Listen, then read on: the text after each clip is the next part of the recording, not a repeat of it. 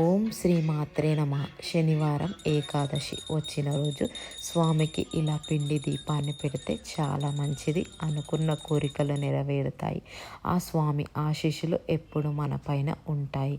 ఈ పిండి దీపాన్ని ఎలా చేసుకోవాలంటే బియ్యం పిండిలో కొంచెం ఆవు నేతి వేసుకొని ఈ ప్రమిద చేసుకోవాలి.